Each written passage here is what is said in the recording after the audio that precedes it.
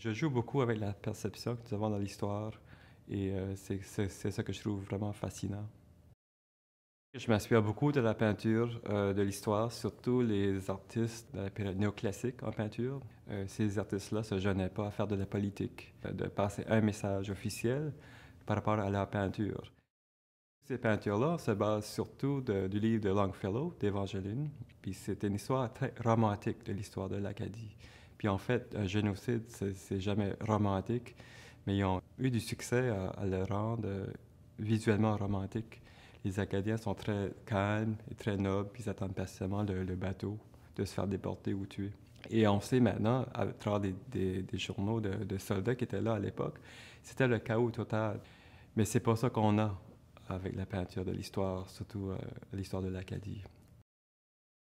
Alors, mon but, c'est un peu de défaire ça, ce mythe-là, de reprendre certainement ces œuvres de Sir Frank Dixie et d'Henri Beau, et de peut-être donner la vraie version de l'histoire ou ma version de l'histoire. J'avoue que j'invente aussi des trucs. Il faut pas se fier à moi comme historien du tout.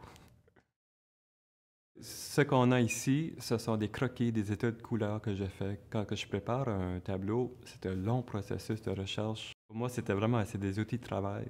C'est les dessins qu'on a ici. Ce qui est super important pour moi, ces dessins-là, parce que je me fie beaucoup pour un tableau d'avoir ces études-là. Si je peux avoir une petite influence de la façon que nous percevons notre histoire au Canada, qu'il y a eu des moments forts et des moments faibles.